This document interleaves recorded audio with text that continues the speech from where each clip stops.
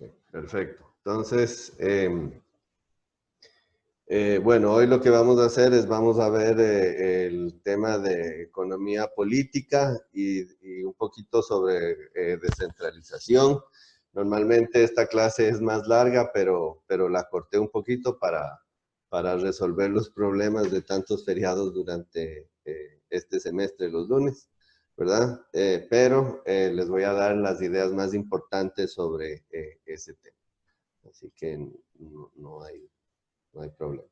¿Verdad? Previamente ya habíamos visto, bueno, desde el principio vimos herramientas teóricas, herramientas empíricas, qué es economía pública, vimos los teoremas fundamentales del bienestar, que son muy importantes porque a partir de ahí decimos lo bien que funcionan los mercados cuando se cumplen los supuestos, ¿verdad? De competencia perfecta.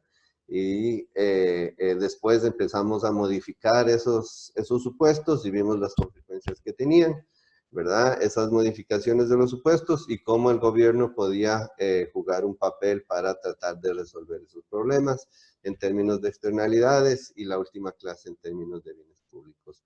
Hoy la discusión va a estar sobre todo relacionada con cómo se llegan a tomar las decisiones políticas o públicas, ¿verdad? ¿Quién es el que decide? ¿Por qué decide una cosa en lugar de otra? ¿Verdad? A pesar de que existen decisiones óptimas, a veces no se toman esas decisiones óptimas. ¿Por qué no se toman esas decisiones óptimas? Entonces, lo que vamos a estudiar hoy tiene más que ver con el proceso de toma de decisión del gobierno y por eso se llama economía política. Y vamos a ver sobre todo dos temas, ¿verdad? Mecanismos de agregación y democracia representativa. Y a partir de ahí también vamos a discutir algunos temas complementarios sobre modelos, ¿verdad? Que se han desarrollado para resolver algunas de las limitaciones de los modelos que vamos a ver. Y también, por supuesto, al final vamos a discutir un poco de economía del comportamiento, que está muy relacionada, por ejemplo, con los procesos de elecciones y ahorita, ¿verdad? El tema, por ejemplo, tiene que ver con noticias falsas, ¿verdad? Entonces ahora la economía del comportamiento se enfoca mucho en esa parte de economías falsas porque con eso se afectan las elecciones y con las elecciones se afectan las decisiones que el gobierno toma, ¿verdad? Entonces, vamos por ese lado. Entonces, un poco lo que les vengo diciendo, ¿verdad? Cómo los gobiernos toman sus decisiones, ¿verdad? Hay diferentes formas de organización del gobierno y cada una de esas diferentes formas de organización llevan a diferentes decisiones y diferentes resultados. En el caso ideal, ¿verdad? El gobierno va a tomar sus decisiones basándose en las preferencias de todos los individuos. Y aquí es donde encontramos el primer reto, ¿verdad?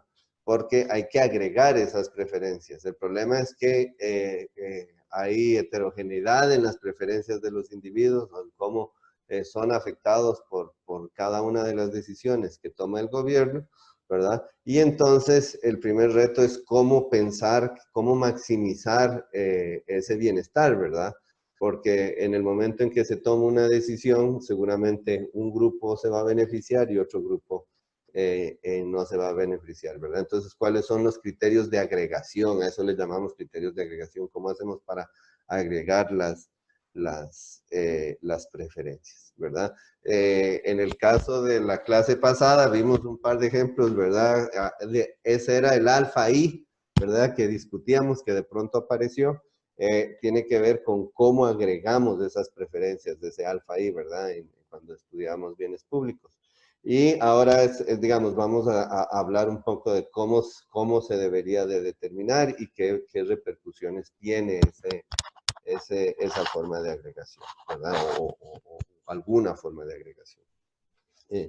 Después, otra cosa, ¿verdad?, que es importante aclarar en esta discusión es la diferencia entre democracia directa y democracia representativa.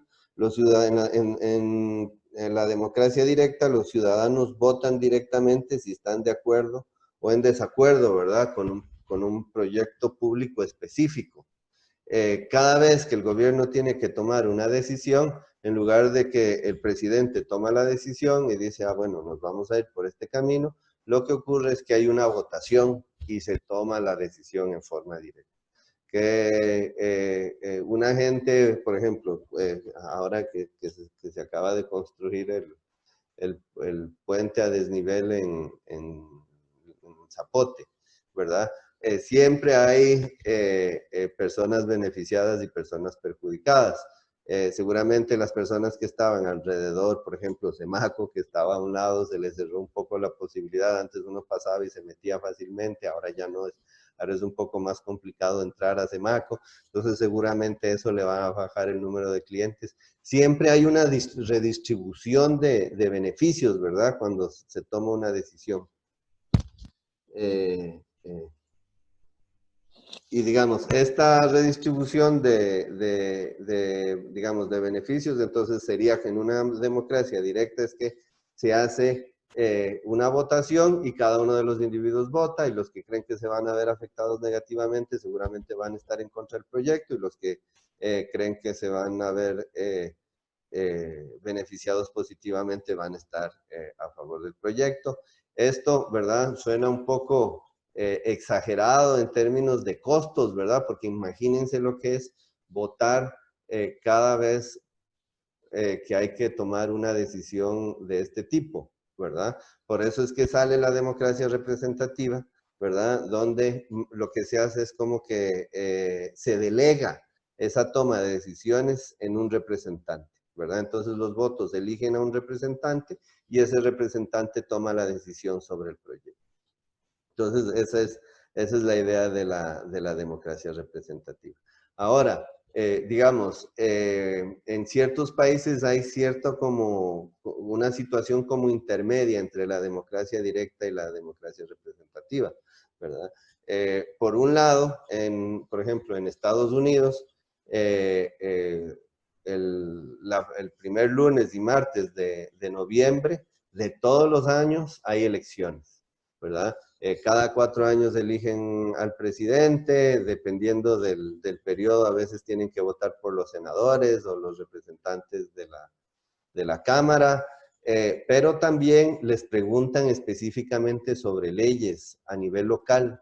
Entonces, por ejemplo, en California les preguntan que si quieren invertir más en educación o no, que si quieren legalizar la marihuana o no, y entonces los estados empiezan a tomar decisiones en forma separada del gobierno central, pero más que eso, ¿verdad? Son decisiones que están tomadas directamente por los ciudadanos de los estados, ¿verdad?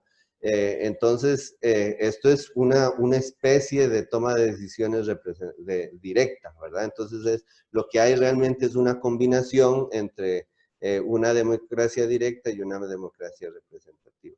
He oído que, no soy testigo, pero he oído que en Suiza es todavía más, la democracia es más directa porque muchos de los procesos de votación se hacen por correo, entonces es muchísimo más fácil pedirle a los ciudadanos su posición, ¿verdad? Con respecto a algún proyecto público específico.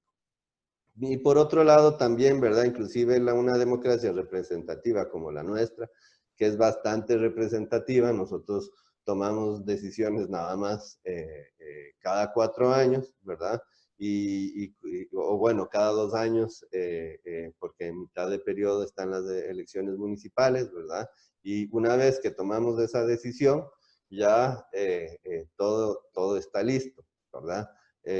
Llegan las personas que son elegidas y empiezan a tomar la decisión. Por supuesto, hay un proceso en inglés se le llama check and balances, ¿verdad? Porque no solamente votamos por el presidente, pero también votamos por los diputados, ¿verdad? Y entonces no es que es una dictadura, ¿verdad? No es que durante no es que tenemos dictaduras de 4 años, hay un balance en el poder, ¿verdad? El presidente toma decisiones, inclusive propone nuevas leyes, ¿verdad? Y la Asamblea Legislativa toma la decisión sobre si apoyarlas o no apoyarlas. Inclusive, digamos, hay también un aparato legal, ¿verdad? Donde el presidente, la persona que está tomando las decisiones, que no puede violar, y hay digamos, un aparato que está cuidando que eso se cumpla, ¿verdad? Que también, ¿verdad? Es como que estamos escogiendo simultáneamente diferentes personas para que haya ese balance y tener una democracia, digamos, representativa, porque al final solo tomamos las decisiones cada 4 años, pero estas decisiones, la institucionalidad en la que está formada, también genera influencia, ¿verdad? Entonces, por eso es que muchas personas inclusive votan, hacen el voto quebrado, ¿verdad? Votan por el presidente por un partido, pero votan para diputados por otro, para que haya como un balance de poderes. Entonces, eso es más o menos, eso es en términos prácticos, qué es lo que ocurre en democracia representativa. Y bueno, por ejemplo, Lafont ha escrito un montón sobre ese tipo de organización, ¿verdad? Y de cómo nacen este tipo de instituciones. Es súper interesante ese tipo de literatura desde la perspectiva económica, ¿verdad? Que es la que tenemos nosotros, que es la que usamos. Modelos económicos, ¿verdad? Entonces, una forma de tomar estas decisiones es la unanimidad, ¿verdad? Podríamos decidir que, digamos, un proyecto no se aprueba si, a menos de que todo el mundo esté de acuerdo con el proyecto, ¿verdad? Si solo una persona está en contra del proyecto, el proyecto no pasa. Entonces, podría ser que tengamos esto, ¿verdad? Eso, un ejemplo de unanimidad de algo que podría ser aprobado unánimemente es la fijación de precios de bienes públicos mediante el equilibrio de Lindal. ¿Se acuerdan qué hacía el equilibrio de Lindal? ¿Cuáles eran los precios del equilibrio de Lindal? ¿Qué era lo que asumíamos de la clase anterior? Creo que era que se les cobraba la disposición a pagar a cada uno de Exactamente. los individuos. Exactamente. Y entonces se cobra diferentes precios, ¿verdad? A cada uno de los individuos, pero se le cobra la disposición a pagar. Entonces, si están dispuestos a pagar, van a decir que sí, ¿verdad? Porque se van a beneficiar, o inclusive uno podría pensar en que se les cobra la, la, la disposición a pagar menos un epsilon pequeñito, entonces de fijo van a decir que sí, de acuerdo con los modelos de, de racionalidad, ¿verdad? De economía. Y entonces vamos a tener una decisión unánime para ver si se construye un bien público, ¿verdad? Seguramente se va a construir porque todos los individuos van a estar de acuerdo porque van a estar pagando de lo que van a beneficiarse, ¿verdad? Entonces, esa es una posibilidad. Está basada en la disposición marginal a pagar, ¿verdad? Y el monto, ¿verdad? Eso fue lo que acabamos de decir. Entonces, se puede implementar en forma unánime, pero el reto, ¿verdad? Igual que la creación del equilibrio de Lindell, es cómo saber, ¿verdad? Teóricamente es muy fácil, pero en términos prácticos es imposible saber exactamente cuál es la disposición a pagar de cada uno de los individuos de la economía, ¿verdad? Entonces es muy difícil implementarlo. Entonces, ¿qué es lo que hace la mayoría de los gobiernos? Utilizan la votación por mayoría, ¿verdad? Y ahora vamos a ver un poco de los detalles de la votación por mayoría.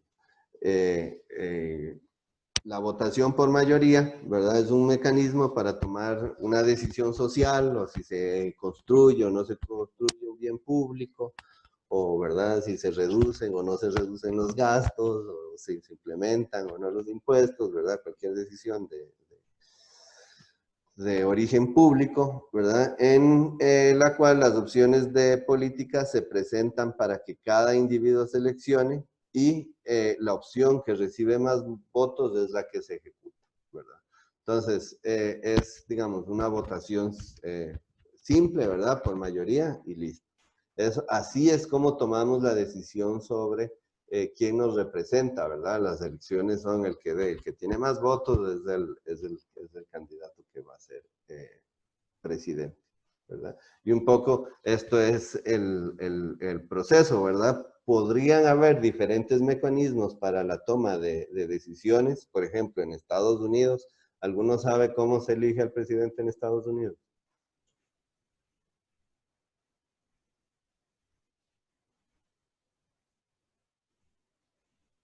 Ninguno sabe. Es una votación distinta.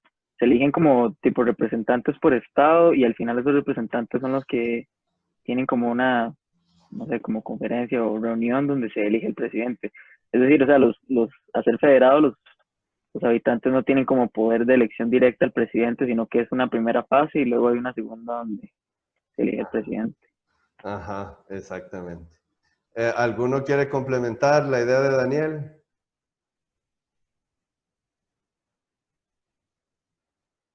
Sí, es decir, se toman representativos del Congreso, creo que, bueno, en inglés se llama así, pero sí, básicamente es lo mismo que yo, Daniel. Sí, y después una cosa súper interesante, sí, es correcto, una cosa súper interesante de ese proceso es que cada uno de los estados tiene diferentes cantidades de votos, ¿verdad? Y esos votos no necesariamente son el reflejo de la población en el que vive, ¿verdad? Entonces muchas veces ocurre que la mayoría de personas votan por un candidato, pero como cada estado tiene diferentes votos, ¿verdad? El que gana es el otro candidato. Y eso pasó, por ejemplo, en las elecciones de Trump, las últimas elecciones pasadas, pero también había pasado varias veces antes. La última, la anterior a eso que recuerdo es la de Bush, la primera elección, ¿verdad? La de Bush hijo contra Al Gore, ¿verdad? Al Gore también ganó los votos populares, ¿verdad? Más gente votó por él, pero Bush ganó las elecciones, ¿verdad? Y ganó las elecciones porque todo dependía de a quién iba a ir los votos de Florida, ¿verdad? Y ahí la decisión es todo o nada, ¿verdad? Si en Florida gana por un voto Bush, los 20 y resto votos de electorales que tiene Florida se van para Bush, y así fue como Bush ganó la elección, y creo que la diferencia era como de 500 votos, una cosa así súper pequeñita por la que se decidió que Bush era el presidente esa vez, ¿verdad? Entonces, quiero hablar de eso porque, digamos, es una forma diferente de tomar las decisiones de cómo se selecciona, ya sea el presidente o una política pública, ¿verdad? No es, esa es una, o sea, no es una votación por mayoría, porque si no si hubiera sido una votación por mayoría, habría ganado Hillary Clinton y habría ganado Al Gore, ¿verdad? Profe, Sí. entonces ellos siguen como un esquema más, ¿cómo es que se llama? Parlamentario. O sea, el sistema de elección es parlamentario. Sí, vieras que, a ver, no, vieras que no lo llamaría parlamentario por lo siguiente. Normalmente en el sistema parlamentario se eligen a los representantes de cada región y después dentro de esos representantes que se eligen, se escoge al presidente, ¿verdad? Y los escogen ellos, ¿verdad? En un proceso que a veces inclusive es bastante complicado, ¿verdad? Y sale el presidente de ahí. Aquí, digamos, primero se escogen los candidatos en forma primaria, ¿verdad? En lo que llaman las primarias, ¿verdad? Y los candidatos están dados, ¿verdad? Y digamos, lo que normalmente ocurre es que, por ejemplo, esos representantes del Estado normalmente votan, tienen reglas y tienen que votar por lo que el Estado decidió. Y ahí adentro del Estado, ¿para quién van los votos? Ahí sí hay como una especie de votación por mayoría, ¿verdad? Y el que gana, a ese candidato que gana, ¿verdad? Votan todos llegan todos los votos. Entonces, un Profe, poco pero para ellos tienen que votar por bloque, digamos, no tienen sé, que todos votar los por de... bloque, por regla, Ok. sí. Ajá, y eso Y lo no es hace. como que por persona, digamos, No, escogieron 5 y eso. entonces uno vota por uno y otro por otro, Ajá. no. No, la mayoría de estados, o sea, ellos no, realmente no, estos representantes no tienen poder de decisión, la verdad. Y cuando vos vas a votar, ¿verdad? En Miami vos escoges entre Bush y Al Gore, ¿verdad? O aquí ahora entre Trump y Biden, ¿verdad?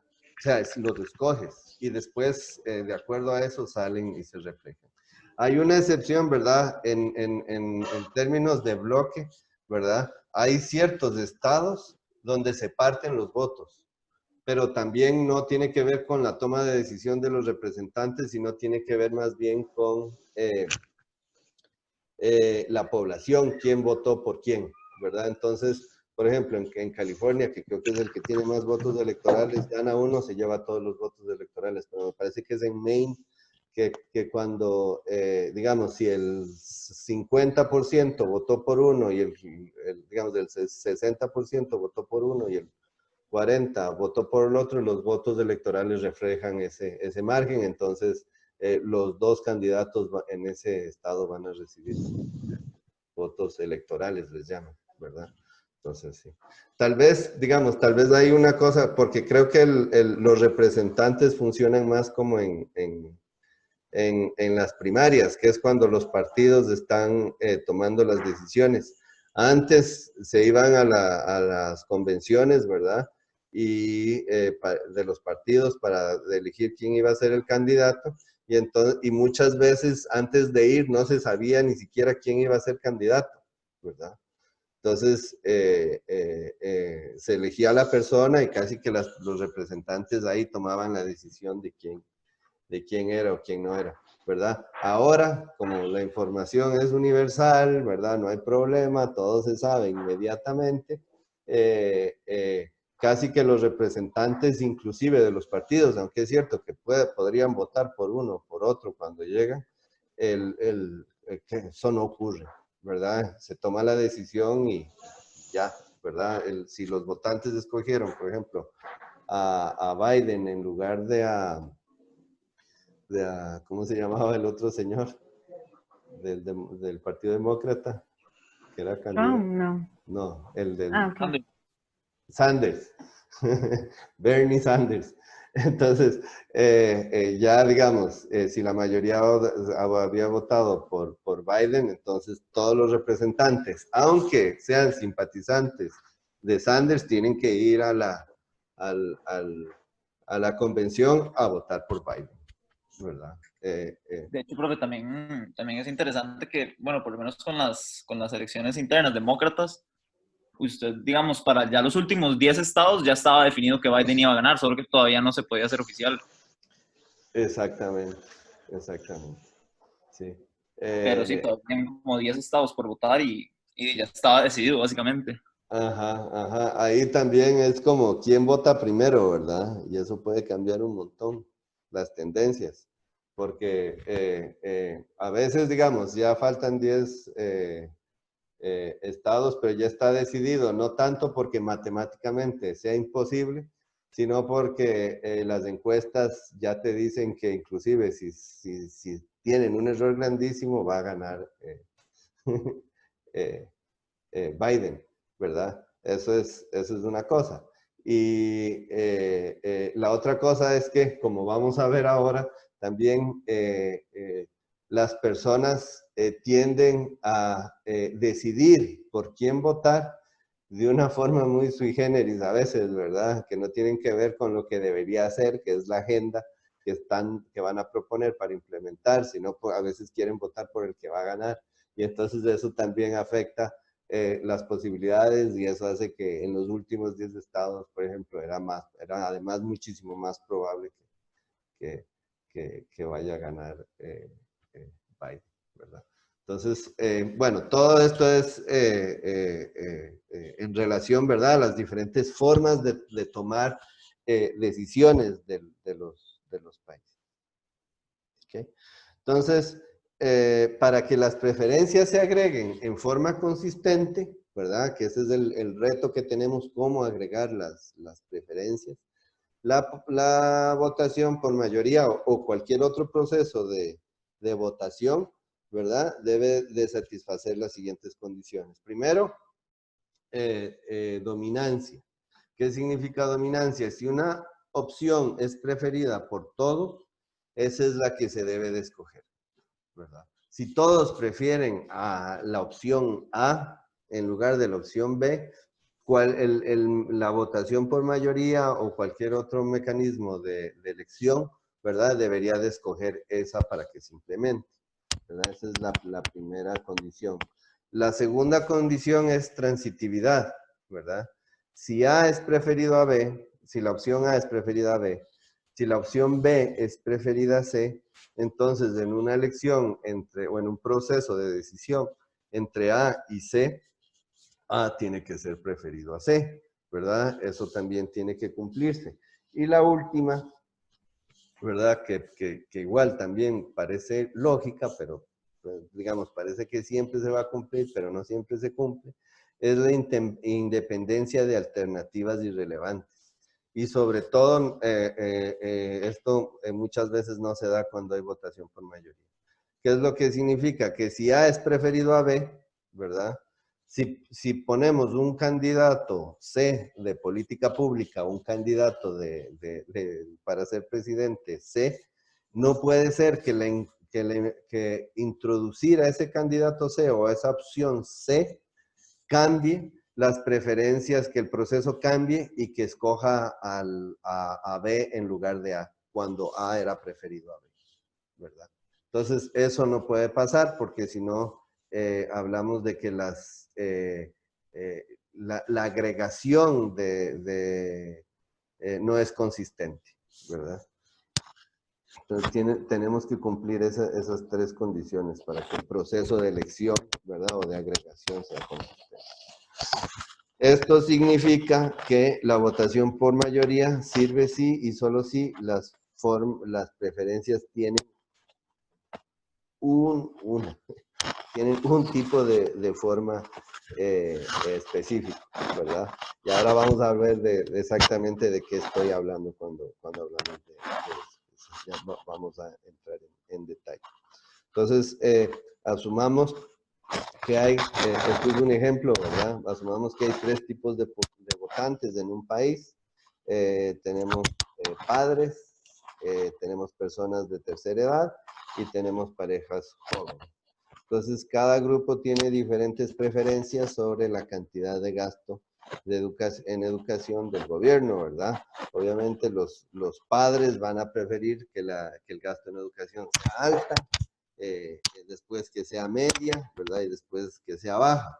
En cambio, las personas de tercera edad ya pasaron por ese proceso, entonces ya ellos les gustaría más bien que se inviertan en bienes públicos, ¿verdad? Que todos puedan disfrutar, entonces preferirían que se invierta bajo, medio o alto, ¿verdad? En ese orden. Aquí están los órdenes de acuerdo al nivel de preferencia, ¿verdad?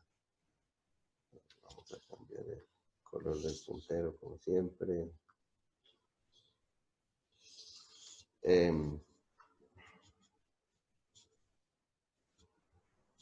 ¿Verdad? Y al final las parejas jóvenes, ¿verdad? Que digamos eventualmente van a tener hijos, pero digamos preferirían tener educación media, ¿verdad? O inclusive ellos tal vez se pueden ver beneficiados de educación media, después baja y después alta, ¿verdad? Entonces, aquí es una distribución, digamos, de qué prefiere cada uno de estos grupos, ¿verdad? Entonces, digamos que ¿cómo se escoge entre estas opciones? Se puede hacer lo siguiente, ¿verdad?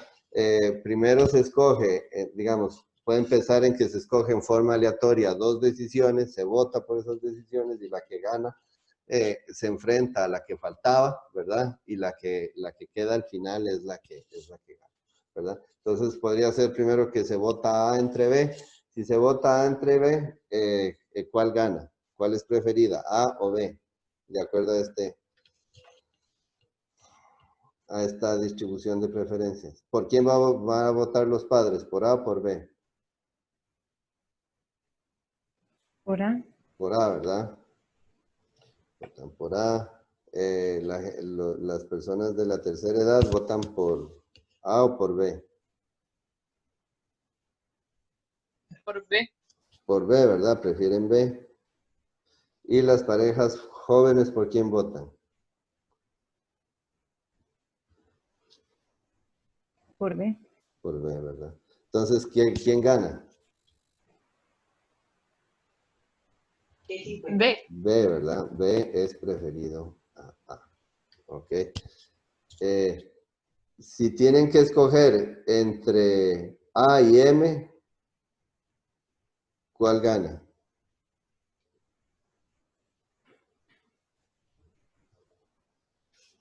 A y M. A, M. ¿Verdad? Aquí estos votan por A, estos votan por M y estos votan por M. Entonces, M es preferido a A. Entonces, para desempatar tenemos que ver qué pasaría si se toma la decisión entre B y M. ¿Quién gana entre B y M? M. M, ¿verdad? Los padres votan por M. Las personas de tercera edad votan por M, ¿verdad?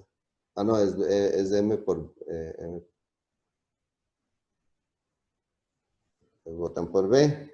Y las parejas jóvenes votan por M. Entonces, M es preferido a B. Entonces, ¿cuál M ven que M gana a las dos, a A y a B, ¿verdad? Entonces se toma la decisión que se va a invertir M eh, eh,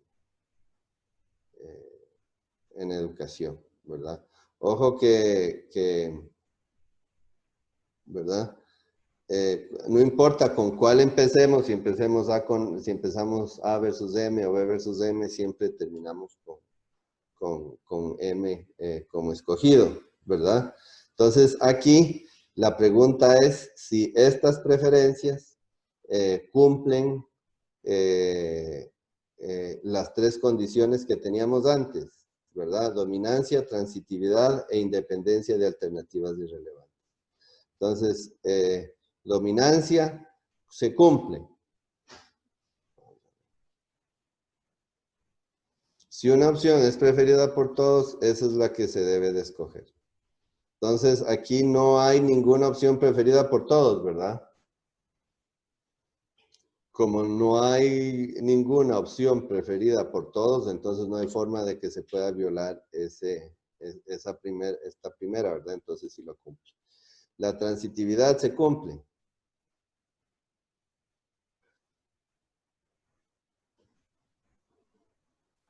Sí. ¿Verdad? M es preferido a B y B es preferido a, por lo tanto, M es preferido a, también hay transitividad, ¿verdad? Y la última, digamos, si yo quito alguna de estas opciones, digamos, si yo quito la opción M, ¿verdad? Cuando igual B va a ser preferido a A. En esta decisión, si yo quito la opción, digamos, de hecho la estoy quitando, ¿verdad? Porque las estoy comparando, pero entonces ahí no hay problema, ¿verdad? Entonces, se cumplen las tres. Ahora, vamos a ver qué pasa. Digamos, aquí la verdad es que, digamos, esta última opción. Sí, sí. Eso Dale. último que dijo Ajá. no lo entendí. Ok, entonces, no. Que eso último que dijo no lo entendí. O sea, ¿cuál está quitando? Sí, más bien, vamos a hacerlo bien. Digamos, este ejemplo viene del libro, es de hecho, para probar la transitividad, ¿verdad? Y si vemos los otros ejemplos, aquí de hecho, si yo pienso en independencia de alternativas irrelevantes, ¿verdad? Entonces, lo que yo debo hacer es lo siguiente. Digamos, si yo meto digamos, aquí están están implícitamente metidas todas las opciones al mismo tiempo, aunque yo escoja B y A. Digamos, en un mundo donde solo haya B y A, ¿verdad? Es como que yo agarre este cuadrito de aquí y quite M, ¿verdad? Y entonces el resultado va a ser lo mismo. Si yo pongo M, el resultado va a ser, y va a ser el mismo. Igual B va a ser preferido A, aunque esté o no esté M, ¿verdad? Ahora tal vez cuando les presente un ejemplo donde se da vuelta las preferencias, cuando se mete otra opción, va a quedar más claro. Dame un chance. ¿Ok? Pero sí, o sea, es nada más que si yo tuviera un cuadrito sin M, igual preferiría B en lugar de A en ese cuadrito. Y eso significa que la inclusión de M no afecta mis preferencias de B sobre A. Espero que lo hayas entendido, pero estoy seguro que al final de la clase va a No, sí, sí me quedó estar mucho más claro. Súper. claro, la verdad que sí. O sea, es como nada más ver que eso no me viene a cambiar nada. Exacto, exacto. Sí. Eso. Ok, ahora sí, vamos a ver un ejemplo de preferencias que no cumplen con las condiciones, ¿verdad? Y esto es cuando le llaman cíclico, ¿verdad? Cuando el voto por mayoría no genera decisiones consistentes. Aquí en este proceso, ¿cuál es preferida? ¿A o B? Ojo que lo que vamos a cambiar aquí es que las personas de tercera edad van a ser cambiadas por padres con educación privada, ¿verdad? Entonces ahí a ellos les cambian las preferencias y entonces las decisiones van a ser un poquito diferentes. Y también los de los padres bueno, los padres de educación pública son iguales que los padres de educación del cuadro anterior. ¿Ok? Entonces, si hay que escoger entre A y B, ¿cuál se escoge? B. B, ¿verdad? Estos escogen A, estos escogen B y estos escogen B. Entonces, B es preferido a A. ¿Ok? Si tienen que escoger entre A y M, ¿cuál escogen?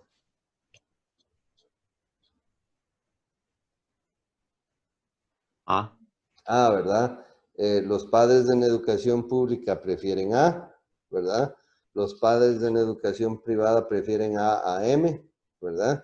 Y los padres jóvenes prefieren B. Entonces, A es preferido a M. Y M comparado con B, ¿qué escogen?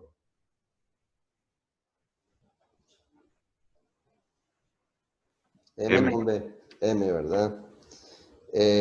Estos escogen M, estos escogen B y estos escogen M. Entonces, M es preferido a B. ¿Hay transitividad? No.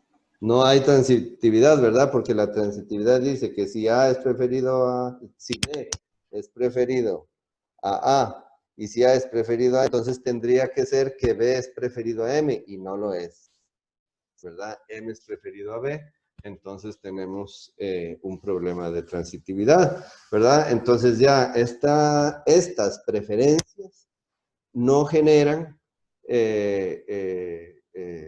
digamos, un proceso de toma de decisiones consistente, ¿verdad? Una agregación de preferencias consistente, ¿verdad? Ese es el problema. Y por eso, voy a regresarme aquí, porque ahora sí ya tiene sentido esta parte de aquí, ¿verdad? Esta parte de aquí, ¿se acuerdan que yo les decía? Es que la votación por mayoría sirve, sí, solo si las preferencias tienen un tipo, un tipo de forma específico, ¿verdad? Si son de esta forma, entonces sí son consistentes, pero si son de esta forma, de esta, no son consistentes. ¿Ok? Entonces, dependiendo de las preferencias, tal vez sí se puede o tal vez no se puede, ¿verdad? Entonces, eso es clave porque, digamos, esto nos va a llevar al teorema, al teorema de Arrow. Ahora lo vamos a ver. Y esto es un ejemplo de aquí de Costa Rica para las elecciones del 2014, ¿verdad? Esto lo tomé de una encuesta que había hecho, me parece bueno, alguna de las empresas y había salido en La Nación. Esto había sido como en diciembre, ¿verdad? Las elecciones. Entonces, esto tuvo que haber sido en el 2013, ¿verdad? En diciembre del 2013, antes de las elecciones del 2014, y se les preguntaba en forma agregada a la gente por quién iba a votar, ¿verdad? Y la mayoría de gente estaba en ese momento, ¿verdad? En diciembre, escogían primero, o sea, que si votaban y si iban a votar ese día, iban a votar primero por Araya, después por Villalta, ¿verdad? Y después por Solís. Ese es el número de votos que hubiera agarrado Araya, era mayor que el de Villalta, ¿verdad? Y el de Villalta era mayor que el de Solís. Ellos eran los tres primeros candidatos. Y después, lo interesante es que les preguntaron, digamos, por la segunda ronda, ¿verdad? Entonces fue una forma de hacer un experimento de por quién votarían si solo estuvieran dos candidatos, ¿verdad? Entonces ahí pueden ver que, ¿verdad? En este escenario, Araya es preferido a Solís, pero si vamos aquí, ¿lo ven? ¿Quién es preferido?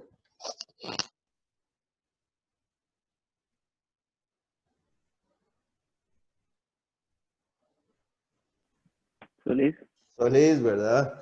Entonces, la inclusión de Villalta en este proceso de elección, en ese momento, ¿verdad? Para diciembre, hacía que las preferencias cambiaran de Solís hacia Araya, ¿verdad? Eso es un momento en el tiempo, ¿verdad? Obviamente, al final, Villalta cayó de tercero y pasaron Araya y Solís, y pasó esto, ¿verdad? Como ya se estaban escogiendo entre dos nada más, ganó Solís. Entonces, qué condición es la que se viola en este ejemplo?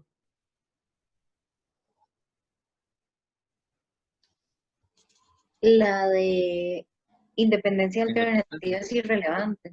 Exactamente, muy bien. Ahí no hay independencia de alternativas irrelevantes, ¿verdad? Entonces, eso es un ejemplo para que vean también, ¿verdad? Y esto no ocurre poco, ¿verdad? Sobre todo con los votos en mayoría, en los procesos de elecciones. Bueno, todo esto nos lleva al teorema de la imposibilidad de Arrow. ¿Lo han visto alguna vez o lo han oído mencionar?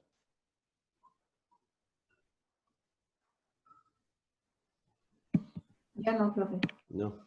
Ok. Entonces, lo que dice, ¿verdad? El voto, acabamos de demostrar que el voto por mayoría no funciona, ¿verdad? No funciona. Funciona solo dependiendo de las preferencias, pero no funciona siempre, ¿verdad? Pero tal vez otra alternativa funcione, algo que no sea el voto por mayoría. Y lo que hace Arrow es probar que no hay ninguna regla que funcione. Por eso se llama teorema de la imposibilidad, porque es negativo, ¿verdad? No hay ninguna regla que funcione para todo tipo de preferencias, ¿verdad?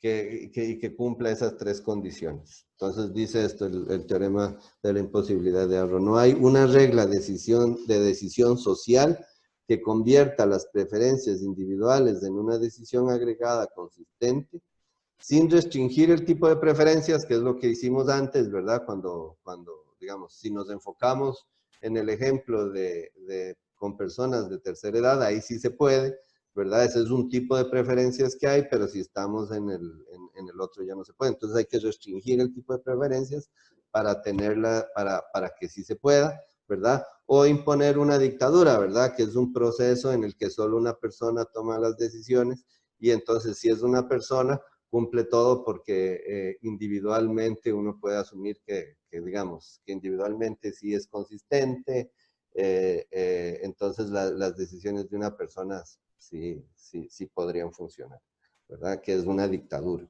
¿verdad?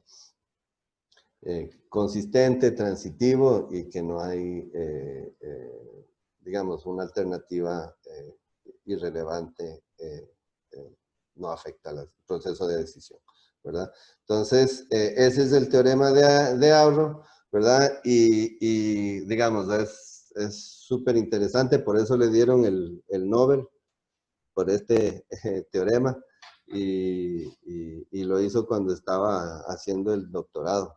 Así que, digamos, es como, además creo, cuando escribió esto, digamos, se hizo un montón de trabajos a partir de esto, ¿verdad? Que mucho tiene que ver, bueno, con toda la discusión que hemos tenido ahorita de cómo agregar las preferencias, ¿verdad?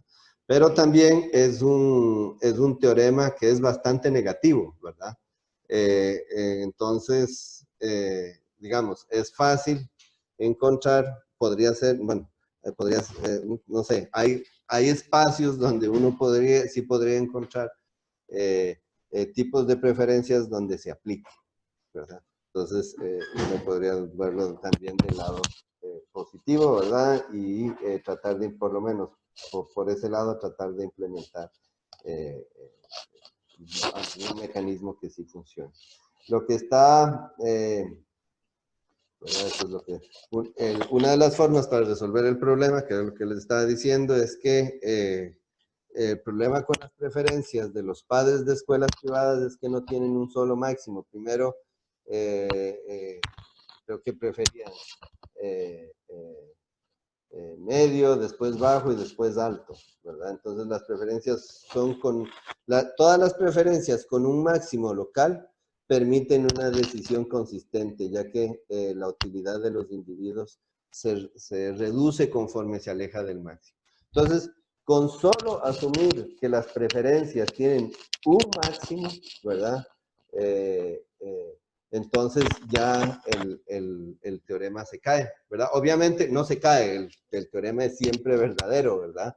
Pero si yo restringo las preferencias para que ocurra esto, ya puedo encontrar alternativas, ¿verdad? Para que se cumplan esas tres condiciones. ¿Qué significa que tenga un máximo local? Vean, ¿verdad? Digamos, aquí, este es el gráfico que saqué del libro, así que por eso está en inglés, así que disculpas. Aquí, por ejemplo, los padres tienen, este es el máximo local, y si se alejan del máximo local, la utilidad se reduce, ¿verdad? Siempre.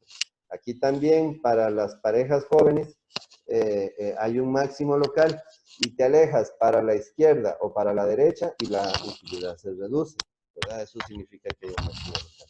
Y lo mismo para las personas de la tercera edad, ¿verdad?